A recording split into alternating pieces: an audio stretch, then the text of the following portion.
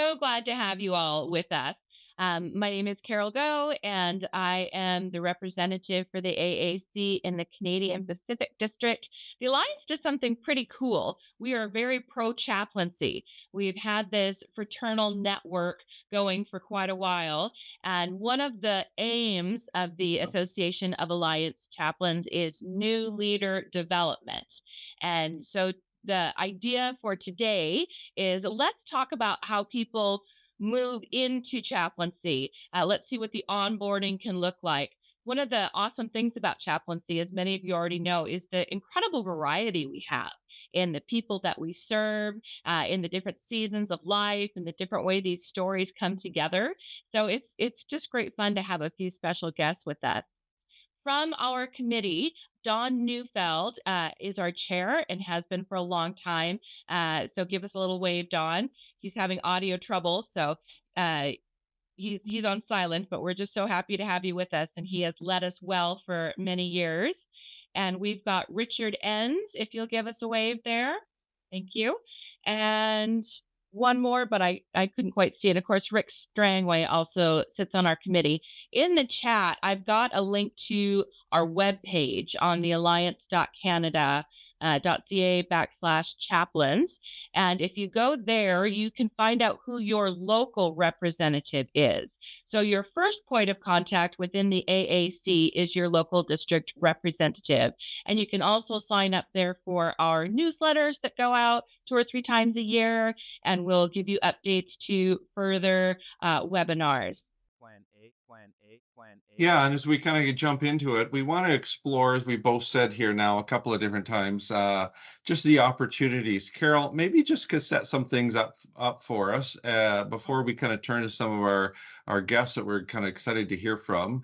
But like, what are some of the opportunities that you're aware of, maybe both volunteer, paid professional kind of roles, licensed roles? What are some of those opportunities that are out there when it comes to this kind of vast kind of calling that we call chaplaincy? Totally. Totally. So, one of the ways that I define chaplaincy is being a pastor to the unchurched.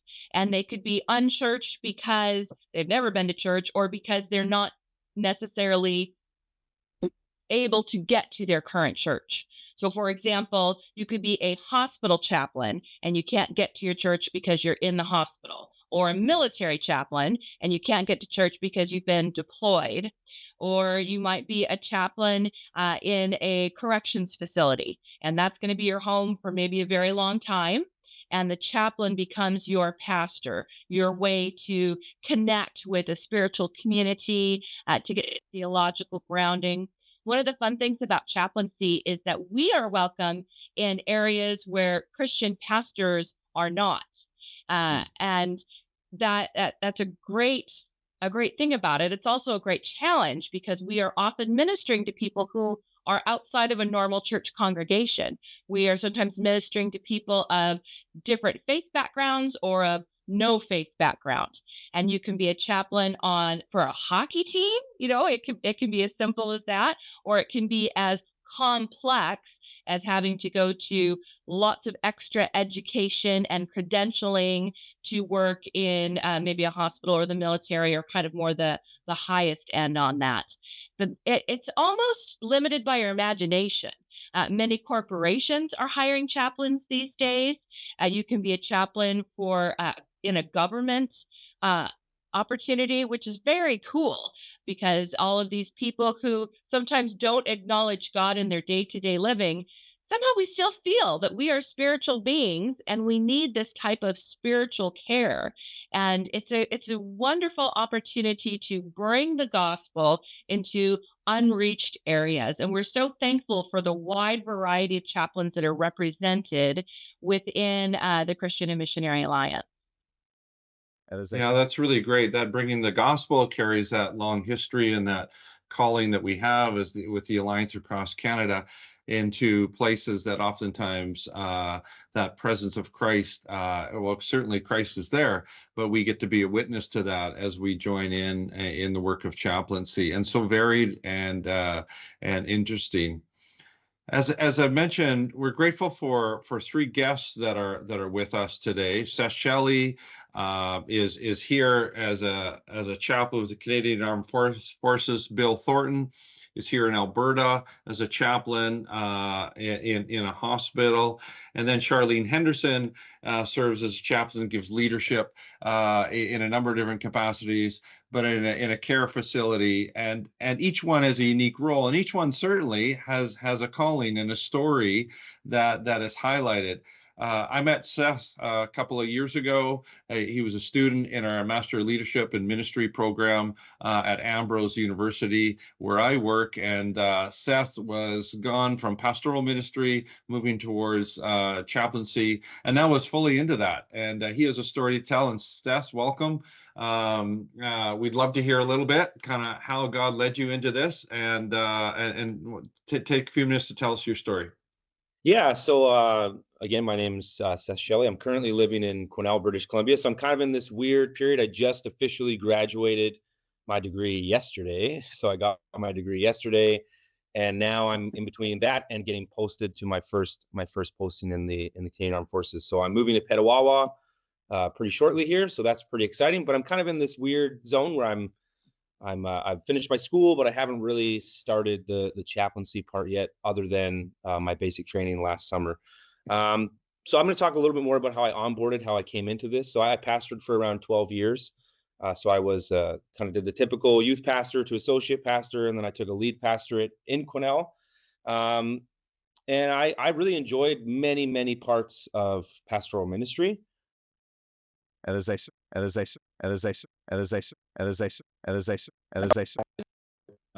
wasn't, good at some of it. It's just that the things that excited me about pastoral ministry was a little bit more to do with crisis, and transitioning the churches rather than kind of caring, that long-term caring.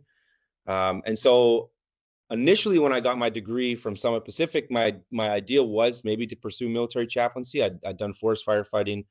I really liked kind of that paramilitary environment. And so I thought military chaplaincy would be great. But at that time, you had to get a 3-year MDiv, and I didn't want to do another 3 years of school after just finishing 4. So I said, I'm going to go get a job, and I'm going to pastor for a while, build my resume, all that stuff. And then I enjoyed doing that. But it was kind of around when when the Russians invaded Ukraine, around then, it kind of piqued my interest back in chaplaincy. I have family in the Ukraine, and it was really felt like I was not able to serve in the way that I wanted to serve from my church. And again, that's also right in the middle of, we have this thing called COVID, which I really enjoyed. COVID. I'm one of those weird pastors that I really enjoyed it because I loved every couple of weeks having to retool and reimagine and think outside the box and kind of connect, think of option 3 instead of 1 or 2. So I really loved that. And that's where it kind of landed on me that, like, I think chaplaincy might be something that I should pursue. I had the benefit, I knew a few military chaplains. One of the gentlemen that I was a firefighter with was a chaplain in the reserves, and we had talked frequently, and he kind of said, this is really something that you should gear yourself up for. And he would describe it as, and I've heard this from other chaplains as well, it's all the best parts of pastoral ministry without all the politics and the kind of the drama sometimes that we find in church. Not to say there's no drama in the government. I mean, I'm sure I agree that's, at any rate, the idea was that I applied for the CELUM program, which was the subsidized education plan. And so I applied for that. It was a long shot. They don't take a lot of candidates every year. So it was a bit of a long shot. My wife and I, we talked about it, and I applied for it. And about after a year in process and interviews and panels and all that stuff, I got accepted into that program. So that was really exciting for me. It was kind of sad to say goodbye to the church world. I've kind of lived in that bubble for so long that it was a little intimidating. So it's really nice to see that when you transition out of that, you're still kind of surrounded by other chaplains, other pastors. There's lots of, one thing I found when I started interviewing my friends in the military would say, hey, you should call our base chaplain and just have a conversation with them and see if it's something you want to do. Most of the time they were alliance chaplains, which I thought was pretty wild. Like all over Canada, you'd get a phone number from a chaplain, and it would be someone that was in the CMA, and they were like, yeah, I pastored for 5-10 years and came transition to this. So that was also really exciting for me. But I think the best part of it, when I say the best part of pastoring without the stuff that I wasn't good at is you're just always with people, which everybody that I've talked to, like, I don't know if they still call it this or not, but when I initially did my interviews, they called it the ministry of presence. But it was just this idea that you're just there. You're there with people. We recognize that mental fitness is good and that physical fitness is good. And then there's this recognition that spiritual fitness is good. And so you're kind of like a spiritual trainer, you get to be alongside people and walk with them through the different parts of their life and the different parts of their journey where they are spiritually and make sure that they're spiritually healthy. And I haven't, like I said, I haven't got to do that yet. I'm still kind of in this transition period where I've only done a little bit, but even just being on course last summer, I got to meet the people in my platoon, and I've maintained these relationships, all year with these individuals that, are unchurched people. They're people that they don't identify with any kind of faith background really. And, I'm still getting phone calls, hey, my mom's sick. Hey, can you pray for me in my exams? Like all these relationships that you kind of make in this pressure cooker environment. So that's what's really exciting for me. That's what I loved about pastoral ministry. I loved being around people, but I didn't love, leading board meetings and kind of all that stuff. So if that's, something that a lot of my friends that I've talked to, because the strange part for me was feeling that if I'm not going to pastor, like, what am I going to do with my life? I had this calling. I had this sense of like, I really wanted to serve in the kingdom, but it was this fear of like, what else is there to do if you're someone like me who wants to, minister to people, but you kind of just get stuck in this one track mind where like, you have to be pastoring or you can't be, you can't be useful in the kingdom. And so chaplaincy was really exciting for me to see that like, that's not true at all. There's all these different avenues for people that have a calling and want to be with people and want to make sure that people are spiritually doing well. Like it's not just limited to pastoral ministry. And it's been exciting to actually share that with a lot of people that are my friends that I graduated Bible college with, 15, 12 years ago, whatever it is, that are feeling the same way, a little bit burnt out with maybe church ministry, but aren't ready to give up on ministry. And it's like, hey, you should explore chaplaincy. That's something that's really, there's a lot of life there. So that's what's exciting for me. Like I said, I'm still kind of new into it, but I'm really excited to start this journey. And it's been like it hasn't been a reinvention of my life, but it has been a reinvigoration. Like I definitely feel like I'm really excited to start, not that I didn't feel that in pastoring, but the last couple of years in my pastoral ministry, it was sometimes hard to be excited about pastoral ministry. And I used to feel guilty about that. And then I just realized it was just a misalignment of calling. And now it's like, now I'm in the right lane and now I feel good and I'm excited. And so I appreciate the opportunity to kind of share a little bit of that and encourage anybody who's thinking in that same vein. It's not too late at 35. I know it sounds weird to say 35, but I thought it was over for me. Like I was either gonna, there wasn't going to be a shot for me to pursue a second career, but there was this great opportunity and God opened the doors and here I am now. So I appreciate you listening to me ramble. I just so appreciate. I love how you talk about some of the similarities and the differences between traditional pastoral ministry and chaplaincy, because it's true that there's a lot of crossover, but it's not the same thing. Is definitely a different thing. And one of the reasons that we have an endorsement process with the AAC is that not everybody who's been a pastor can be a good chaplain, and we don't want washed out, burned out people who are looking for a plan B, right? We are looking for plan A. We are looking for people who are called to this particular ministry, who are correctly aligned with proclaiming the gospel in ways that are so sensitive and caring and accepting to people of all faith backgrounds, and are okay going into messy areas and marginalized areas, and it is a special tugging from the Lord that not everybody can do. So I'm so excited for you and to see what the Lord is going to do as he has clarified your calling, and hopefully taking some of the best parts that you enjoy out of pastoral ministry and using it in a unique way that not everybody can do. So thank you so much for just sharing that so candidly and so succinctly. Well done. I appreciate it. And I think, you probably captured what I was trying to say better in that brief moment, because I think full-time pastoral ministry was my plan B. And that was the issue that I had, that it wasn't my plan A. And so plan A for me probably was chaplaincy. Like that's where I fit. But I was just doing this other thing. And so I'm not trying to like dissuade anybody or knock on pastoral ministry. It wasn't, it's not, I'm not tooled for that specifically. So yeah, I love ministry. I'm probably not going to be your lead pastor. That's great. Bill, we're grateful that you have a story to tell as well, a story that's going to be unique to you and yet kind of blends into this conversation today. So we welcome you to share a little bit, and thanks so much, Seth, and for your part in that in sharing what you had. Bill, yeah, welcome. Well, thank you very much, Seth. My story is much more one of almost a reincarnation than realignment. So I'm Bill Thornton. Right now I'm semi-retired. My wife believes I'm retired again for the third time. I still hold a casual position as spiritual health practitioner at Foothills Medical Center through AHS.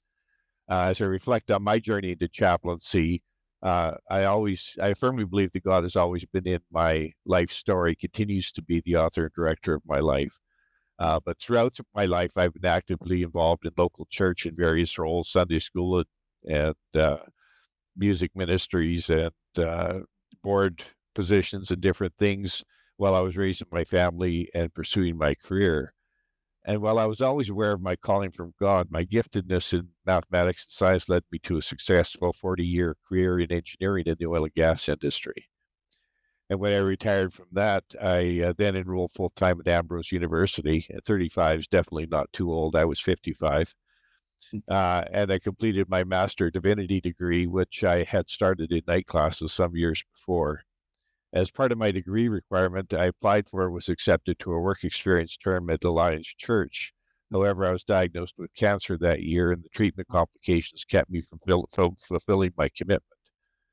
And as I searched for an alternative, I came across clinical pastoral education, CPE, offered through Foothills Medical Center, which will fulfill my degree requirements.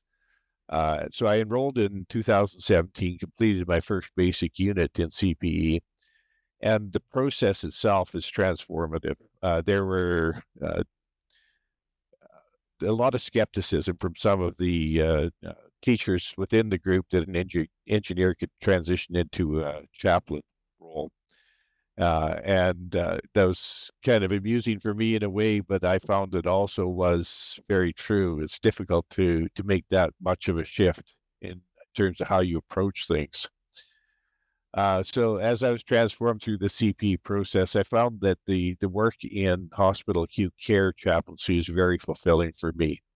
It's frontline. It meets people in some of their darkest hours. It meets them in their deepest spiritual needs.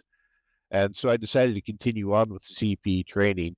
When I started, I thought it was one unit once and done, and found out it's 4 units of training, which took me over 2 years to complete, which I did while I was still doing my degree. So things got dragged out a little bit.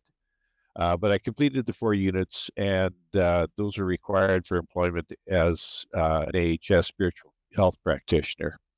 I graduated Ambrose in April of 19 and began full-time employment in August of 19. So definitely a second career for me.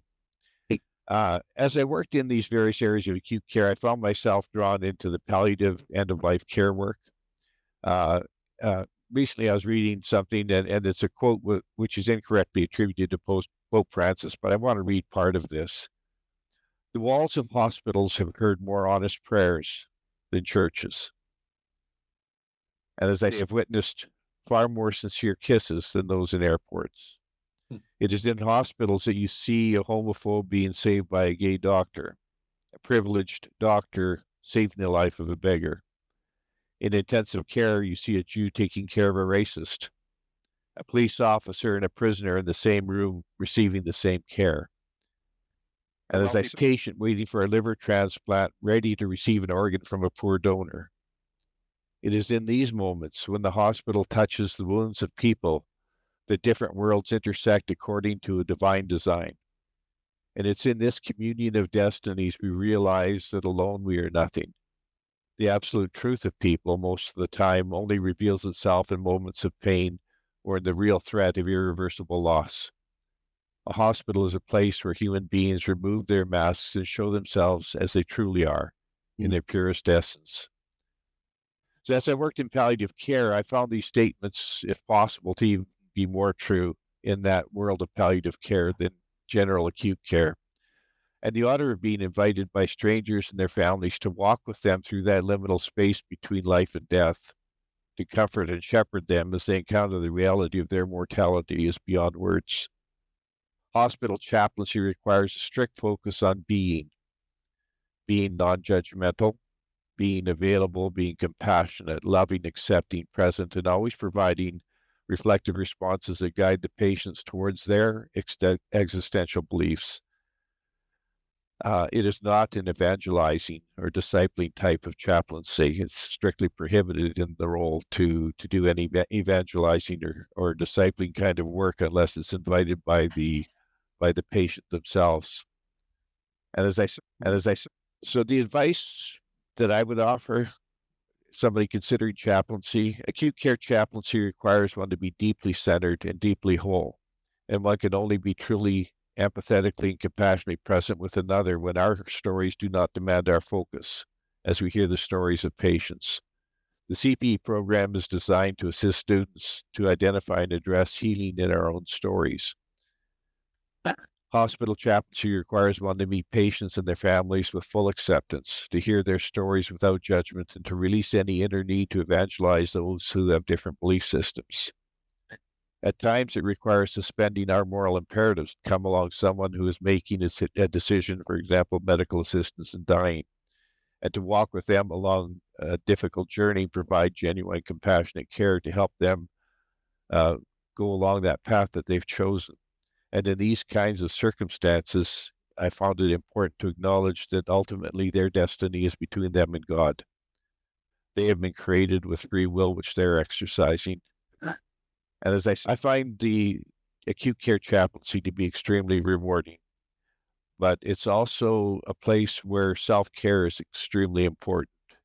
We have to practice intentional self-care to avoid vicarious trauma, that secondary kind of trauma of being in people's stories as they go through so many things. Mm-hmm. That's kind of what I had planned for saying. It's great. And open for questions or conversation later. Bill, thank you so much. One of the things I appreciate about your story is that talk about that inner transformation that it's happened for you as you went through the clinical pastoral education. And I think a lot of us in chaplaincy have found that. Like we go into it because we think God's going to use us to help others. And what we find is our personal theology is challenged to the core. And the Absolutely. difference of serving in the world versus serving within the church, and God almost breaks us down and reforms us for this new ministry in ways that are surprising and may even seem scandalous to those who have not worked outside of a church environment. But it is so exciting to see what the Holy Spirit can do when we are willing to be his vessels in these really different and challenging places. So thank you so much. And how unusual it is to feel a high and holy calling to acute care and palliative care. And you know that that's God doing something in you because normal people wouldn't sign up for that. But Absolutely. you really feel that God is using you in this area. And that is the beautiful thing about chaplaincy. Thank you, Carol. Yeah, thanks, Bill. Thanks, Carol, for that. And Charlene, we welcome hearing your story and just from your heart. Go ahead. Yeah, I just have had the privilege of working the last 8 years in our only Canadian Alliance nursing home here in Burlington, Ontario. And I serve as a chaplain, and I now am the director of spiritual care here. And I'm just honored to share my journey with you as very similar. I have never met these two men that just spoke, and our stories like are interwoven together in the aspect that I served in two Alliance churches for over 25 years. I volunteered as a hospital, still do, as a hospital chaplain in our local hospital here. But 8 years ago, a leadership changed in my local church setting where I was an associate pastor, and I wasn't included in the next chapter of ministry. And I was given the opportunity by our district superintendent to explore retraining as a chaplain. And it was here that I actually found my voice, not only from the gender biases in ministry within the Alliance, but I found my voice and I stepped into a calling that I really firmly now know without a shadow of a doubt to reach an unreached people group during a critical season of their lives. And I don't know everybody on this call, but most people don't usually realize what a chaplain does or often have false assumptions about chaplaincy. And all I can tell you from my side of the lens is the role of a chaplain, you wear many hats. And although they do similar things as a pastorate, you plan and prepare messages of encouragement and Bible study and visitation and praying with people. My primary role, as Seth said, is to be present with the residents, their families, the staff, and attend to their specific spiritual needs regardless of the situation. And another way that I saw it differently from my time in the local church context is chaplains don't always minister to those who are already religious or of a similar belief. We've actually been called to and given a sacred space to listen empathetically, to explore life's meaning and purpose with others, regardless of their spiritual backgrounds. And in my context in long term care, that means journeying with residents and their families unto death. And for those that are unfamiliar with chaplaincy, I usually provide the analogy of a firefighter. Chaplain, like firefighters, chaplains run towards the fire. And in my case, I support residents with the reality of aging, suffering, and isolation, which often compounds the suffering. And in these days, it involves bearing witness to their pain, providing a listening ear to when they find themselves in moments of distress or in need of counsel.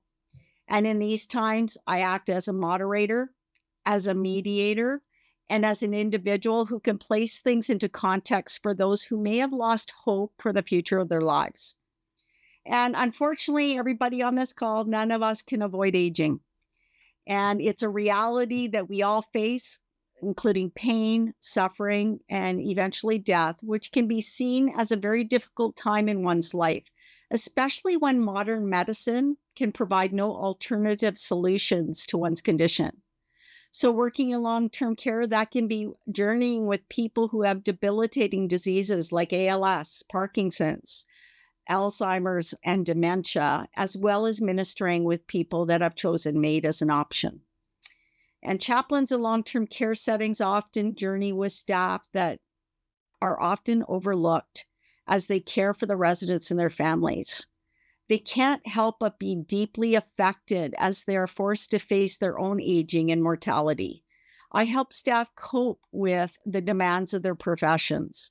And it's here where I have found my passion as I've been able to witness a new depth of God being a God who listens, who comforts, who heals, and saves.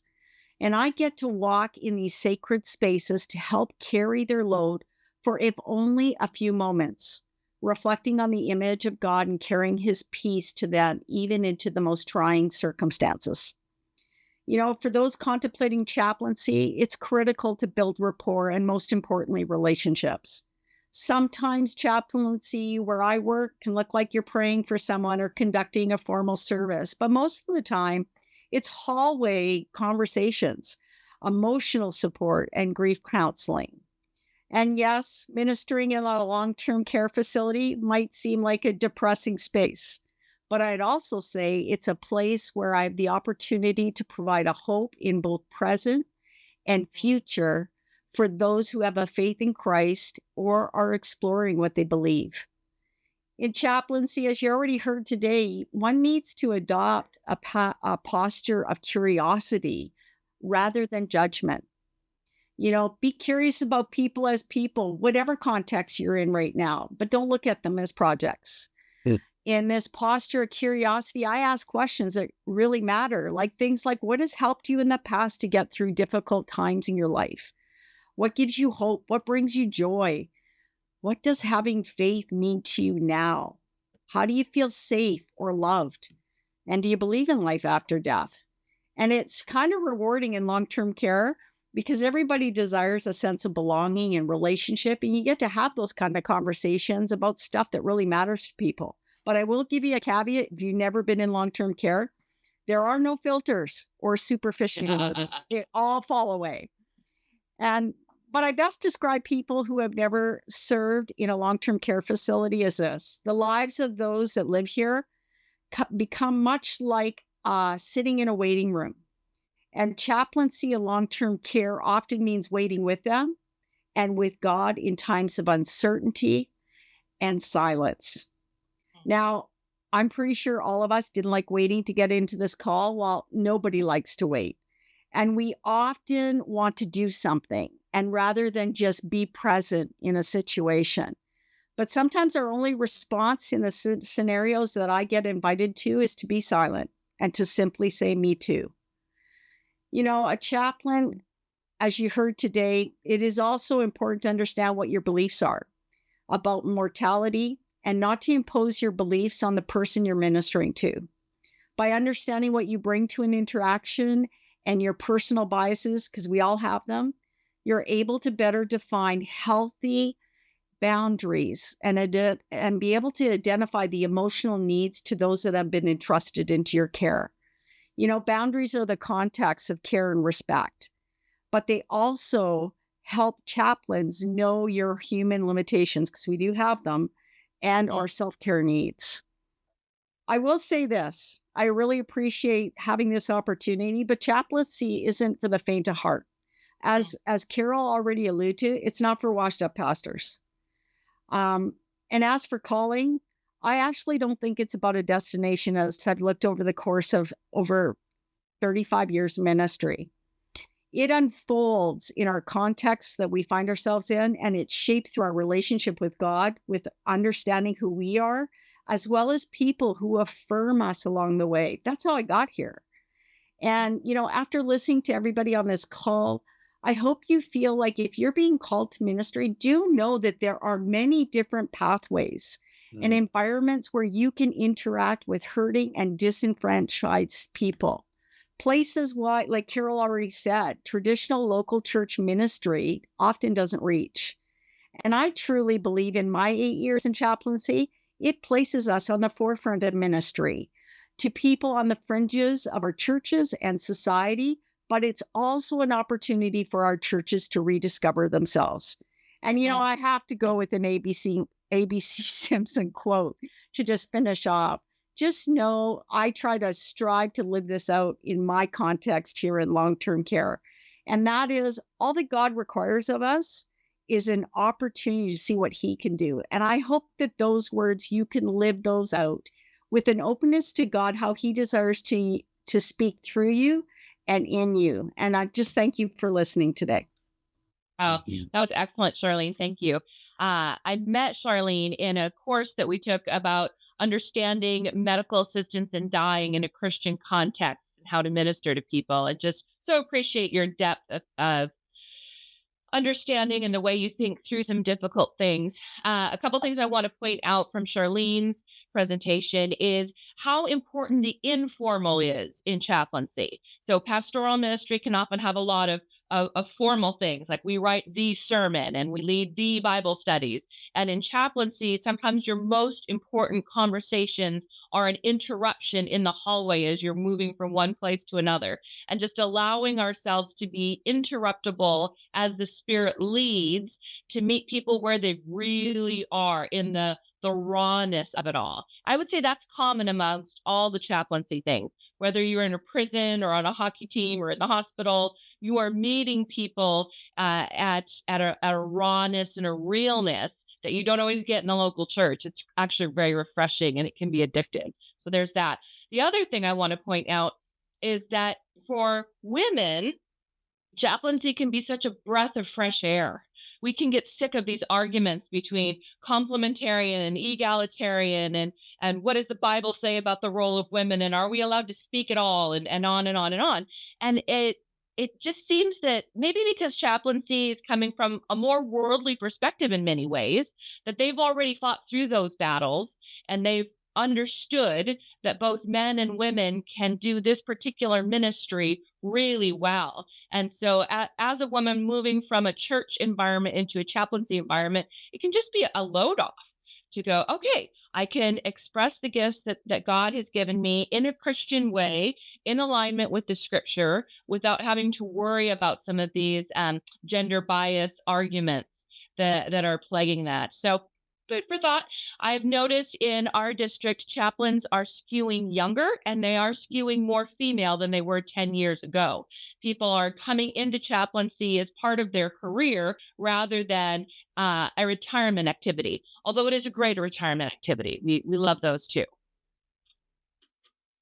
That's really great. Thank you for summarizing kind of that, and thanks to each of our guests today for yes, offering your story and your insights and your wisdom. There's a lot of maturity that comes. I spend a lot of time working with undergrad students, and sometimes what I recognize is we value, as we get a little bit further down the road, we value the enthusiasm, the passion, the pure love for Jesus that comes with youthfulness. But I hear and see and know in the variety of comments that are just made, the depth and the maturity that's offered as we meet people and encounter their own stories and their lives in what you do. So thanks to each of you, Seth and Charlene and Bill. We're grateful for what you had to share with us today. Carol, maybe you could take a moment and kind of help us move through. And I know this is not easy. We all have conversations of how do you know what God is saying? What is God calling me to do next? But as we think of in kind of maybe some broad strokes, or maybe in the sense of what are some suggestions that you might offer or pull together for us as someone might be listening and saying, how do I know if this chaplaincy thing is for me? How do I discern that sense of direction that God is truly calling me into plan A? Yeah, there's a couple ways you can dip your toe in the water. One that Charlene mentioned is volunteering. Like most of the organizations that have chaplain are desperate for volunteers because the fields are wide into harvest and the workers are few, truly. So speak to a chaplain or speak to an organization that uses chaplain and find out if you can get some volunteer hours in and try that on for size. I'd also encourage you to take a class. It used to be there wasn't much available education wise for chaplaincy, but there really is now. Back even 10 years ago, the AAC was working with Ambrose to try and wrestle out what would it look like to put together some chaplaincy education. And so Rick just posted that in there. They've actually put together a certificate in spiritual care. I completed my degree in chaplaincy from Acts Seminary just a year and a half ago. And there's a lot more available out there. You can audit, you can take it for credit, and on and on and on. And it's very, very exciting. So those are, I think those are the two big pathways to get involved. And asking the Lord to just reveal the next step of obedience. Yeah. Because we can make a grand plan how to become a chaplain in 7, steps. But the truth of the matter is, for most of us, it has been God just revealing one next step after another, like it is in all the other messy areas of life. And we continue to follow his path and his guiding on there. The Alliance Association of Chaplains has a Facebook page. Acts Seminary Chaplains have a Facebook page. So there are areas like that where you can get bits and pieces. You can get more free seminars, things like that to help you to begin to network. Reach out to your local rep. We just had a retreat here in the Pacific District, and we included some people who are not yet chaplains, but are in the process of becoming chaplains. And what a great opportunity to build into their lives and listen to them, and then have them be able to network with people who've been doing this kind of ministry in various contexts for years. There's a wealth of environment. Not many denominations have branches for chaplaincy. So the Alliance is special in that. So take advantage of it. And we're not snobbish. Like if you don't go to an Alliance church, but you would like to network with us, we tend to embrace you anyways. So I just would encourage that too. That's excellent, and that's helpful. And maybe the key, well, you tell me, Carol, but maybe the key step if I sense God is prompting me and I still have some more questions, I can reach out to one of our association reps. That might be, Absolutely. and at least have a conversation. For me personally, that's always been such an important part of my journey when I'm making key decisions or exploring questions that I have, is to have a talking partner and just say, hey, what's been your experience? I'm wondering, or what should I do, and explore. Yeah. We highlighted a couple of thanks to Ty for highlighting what's happening there at Booth and as ACT Seminary, soon to be TED Seminary there in Langley. But there's opportunities for courses, for education, to take a course, to build a little bit of understanding and experience and move through. And as we've heard today, we know that sometimes volunteering is really just a matter of making the right connection and exploring. Do I have a fit? Do I have a comfort level? And in some opportunities, we can step into things with very little kind of experience. In other places, like in the Canadian Armed Forces, it takes a little bit of time and energy and education to kind of move towards those places. So we're here to support anyone who has questions. Our Alliance Association, and as Carol said, really the strength of the Alliance is that we can offer this kind of association, such a collective kind of group from volunteers to licensed paid professionals in the area of chaplaincy. If you have any comments or questions, feel free to post them in the chat. But in a moment or two, I think maybe I'll just turn it back to you, Carol. But in a moment or two, we're going to move and do just a little kind of breakout rooms and introduce each other and introduce ourselves to each other and pray for one another. But Carol, is there anything that you would like to say just as we kind of wrap this up, and just a final comment or two? Yeah, I just want to thank our speakers for sharing from your heart. I love that you all three were just authentic and to the point, both about the highs and the lows and the struggles. And chaplains are just real people who are trying to reflect Christ's love into unreached areas. Like there's nothing superstarish about us. We are really normal people. Sometimes we're even misfits when we come together as a group. We feel like the redheaded stepchildren that don't neatly fit into a lot of other boxes, but that here we are doing our thing as God called us during this current season of life. And I just am so grateful to have you all gathered here today. Well, thanks again. We will post this recording. If you want to, you'll likely get a link and a follow-up email in the next week or so. If someone wants to reference this to somebody else and share it along the way, you can always do that and access it. It'll be on the Ambrose website under Simpson Conversations.